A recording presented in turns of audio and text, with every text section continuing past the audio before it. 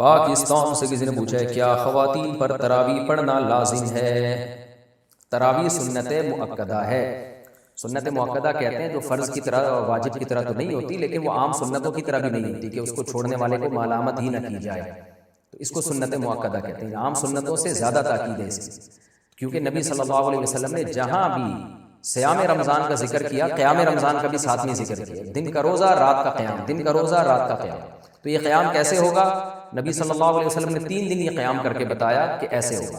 اس میں کتنی رکعتیں پڑھی یہ معلوم نہیں۔ حضرت عمر رضی اللہ تعالیٰ عنہ کے عمل سے ہمیں پتہ چلا کہ بھائی وہ اس طرح سے 20 رکعتیں ہوں گی، کیونکہ پھر پوری دنیا میں حضرت عمر نے اسی کو رائج کیا اور چاروں اماموں کا اس پر اتفاق ہوا کہ 20 رکعت سے کم تراویح نہیں ہے۔ تو اس سے پتہ چلا کہ یہ جو قیام رمضان ہے نا، یہی تراویح ہے، اور کم سے کم یہ 20 رکعتیں ہیں۔ تو اس لیے، اور یہ سنت مؤکدہ ہیں کیونکہ ان کی بہت زیادہ تاکید ہے۔ تو سنت مؤکدہ کا حکم یہ ہے کہ مرد ہو یا عورت دونوں کے لیے ایک ہی حکم ہے، الگ الگ نہیں۔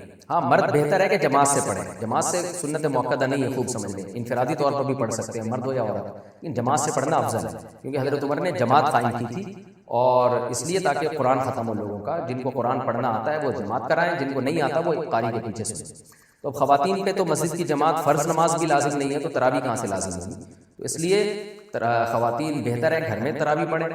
مسجد جانا چاہیں تو ہماری رائے تو یہی ہے کہ اس زمانے میں ان کو مسجد جانے کی بھی اجازت ہے، حدیث میں اس کی ثبوت ملتا ہے، اور تراویح میں تو ہمیں ملتا ہے کہ اسلاف اپنے عورتوں کو بھی تراویح کی نماز میں لایا کرتے تھے۔ تو لیکن بہرحال سنت مؤکدہ یہ ہے کہ پڑھ لینا، جماعت سے پڑھنا سنت مؤکدہ نہیں ہے، گھر میں پڑھنا زیادہ افضل ہے۔ تو آپ گھر میں تراویح پڑھیں، 20 رکعت پڑھیں، اور سنت مؤکدہ کا حکم یہ ہے کہ کبھی کبھار چھوٹ جائے تو انشاءاللہ گناہ نہیں، کوئی حرج نہیں ہو، اس میں کوئی گناہ نہیں ملے گا۔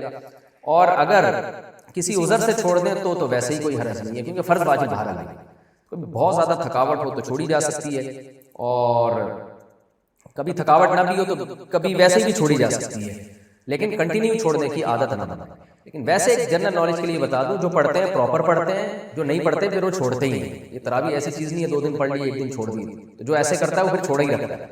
تو جو پڑھتے ہیں وہ کنٹینیو پڑھتے ہیں۔ تو نبی صلی اللہ علیہ وسلم نے بہت زیادہ تراویح کی فضیلت بیان کی ہے، قیام رمضان کی فضیلت بیان کی ہے، جس کو بعد میں اسلاف نے نام تراویح کا دیا۔ تو آپ کو چاہیے کہ اس سے قطر ادر کہ یہ سنت مؤکدہ ہے یا غیر مؤکدہ، آپ یہ فضیلت حاصل کریں، کیونکہ شاعر نے کہا ہے تمتع من شمیم عرار نجد فما بعد العشیۃ من عراری، کہ خوشبو ہوتی ہے جیسے رات کی رانی کی خوشبو، یہ رات کے بعد ختم ہو جائے گی۔ تو تراویح کی فضیلت دی رمضان کے بعد ختم۔ تو اس بحث میں پڑھے بغیر کہ سنت مؤکدہ ہے یا غیر مؤکدہ ہے، واجب ہے یا نہیں، اس بحث میں پڑھے بغیر آپ کنٹینیو پڑھ لیں، کیونکہ ثواب بہت ہے اس کا، اور یہ عید کا چاند نظر آتے ہی آپ کے پاس یہ آپشن ختم ہو جائے گا۔ لیکن حکم یہی ہے کہ سنت مؤکدہ ہے۔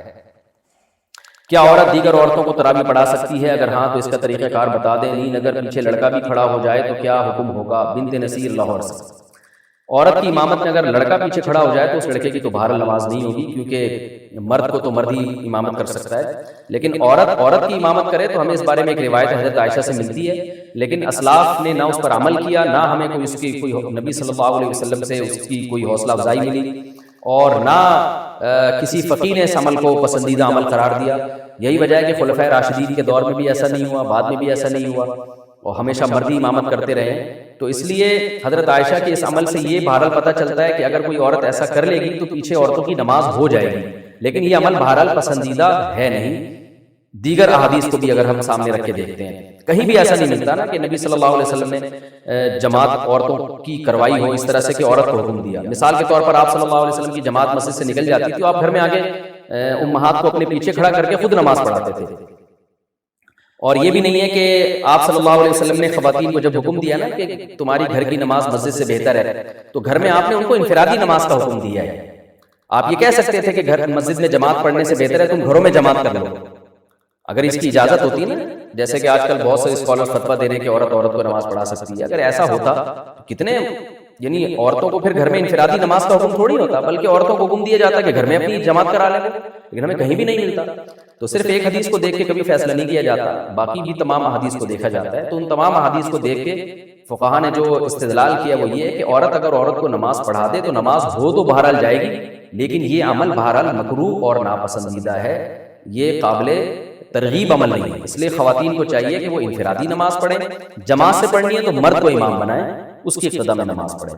اور اگر بالفرض عورت کو نماز پڑھاتی ہے مکروہ ہونے کے باوجود, وہ کہتی نہیں شوق ہے اس کو پڑھانے کا, تو پھر خواتین امام جو ہے نا وہ صف کے بیچ میں کھڑی ہوگی, وہ آگے نہیں کھڑی ہوگی, کیونکہ نماز میں عورت کو بہت زیادہ سمٹنے کا اور پردے کا حکم ہے, ایکسپوز ہونے کی اجازت نہیں. تو اس میں پھر یہ ہے کہ وہ خواتین, جیسے حضرت عائشہ کے بارے میں یہی ہے نا کہ خواتین کے بیچ میں تھیں وہ, تو پھر آگے جانے کے بجائے جہاں صف ہے اسی کے بیچ میں وہ عورت کھڑی ہو کے نماز پڑھائے گی. مسجد قریب ہوتے ہوئے گھر میں تراویح کا اہتمام کرنا. اگر مسجد قریب ہو تو گھر میں تراویح پڑھنے کا اہتمام کرنا کیسا ہے؟ اعجاز انصاری انڈیا سے. دیکھیں, تراویح کی جماعت مسجد میں لازم نہیں ہے, سنت مؤکدہ علی الکفایہ ہے کہ پورے محلے میں ایک جماعت بھی ہو تو سب سے سنت مؤکدہ ثابت ہو جاتی ہے. البتہ تراویح پڑھنا سنت مؤکدہ ہے, یعنی اگر آپ جماعت سے نہیں بھی پڑھتے تو انفرادی طور پہ پڑھیں. باقی آپ نے کہا مسجد قریب میں ہے, تو مسجد اگر قریب میں ہے تو بہتر تو یہی ہے کہ مسجد میں تراویح پڑھیں, کیونکہ اس کا ثواب زیادہ ہے. لیکن اگر کوئی مسجد میں نہیں پڑھتا, گھر میں بھی جماعت کر لیتا ہے تو بھی جائز ہے. باقی یہ کہ مسجد میں پڑھنا زیادہ بہتر کیوں ہے, وجہ اس کی ہے کہ حضرت عمر رضی اللہ تعالیٰ عنہ نے مسجد میں تمام جو مختلف جماعتیں تھیں ان کو ایک امام پہ جمع کیا, اور صحابہ نے اس عمل کو بہت پسند کیا. اور حضرت علی رضی اللہ تعالیٰ عنہ فرمایا کرتے تھے کہ اللہ عمر پہ رحم کرے, انہوں نے ہماری مسجدوں کو ایک رونق بخشی ہے. تو تراویح جو ہے یہ مسجد کی رونق ہے, تو اگر سب لوگ اپنے گھروں میں پڑھنا شروع کر دیں گے تو مسجد میں رونق ختم ہو جائے گی. تو اس لیے افضل یہی ہے کہ مسجد میں آپ جماعت سے جا کے تراویح کی نماز پڑھیں تاکہ مسجد کی ایک رونق بحال ہو. ہاں, حضرت عمر گھر میں پڑھا کرتے تھے, اس کی وجہ یہ تھی کہ آپ خود حافظ قرآن تھے. تو جو خود قرآن پڑھنا جانتا ہو, حافظ ہو, تو اس کے لیے بہتر یہی ہے کہ وہ خود سے پڑھے, تلاوت کرے اور گھر میں نماز پڑھے پھر وہ, تاکہ اس کا قرآن مکمل ہو, قرآن کا دور ہو جائے. لیکن جو غیر حافظ ہیں ان کے لیے افضل یہی ہے کہ مسجد میں جماعت سے نماز پڑھیں. مسجد میں نہیں پڑھتے, گھر میں کسی کی پیچھے نماز پڑھ لیتے ہیں تراویح کی تو بھی جائز ہے. البتہ یہاں ایک بات خوب اچھی طرح سمجھ لیں, آج کل یہ ہونے لگا ہے کہ تراویح کی جماعت مختلف جگہوں پہ قائم ہوتی ہے تو فرض نماز بھی وہیں پڑھ رہے ہوتے ہیں. یہ بالکل ٹھیک نہیں ہے. قریب میں اگر مسجد موجود ہے تو عشاء کے 4 فرض مسجد میں پڑھنا واجب ہیں. اگر قریب میں مسجد موجود ہے اور تراویح کی وجہ سے لوگ مسجد کی 4 فرض کی جماعت کو چھوڑ دیں گے تو گناہ گار ہوں گے. تو اس لیے مسجد کی جماعت فرض نماز بہرحال مسجد میں پڑھنا واجب ہے اگر قریب میں کوئی مسجد موجود ہے.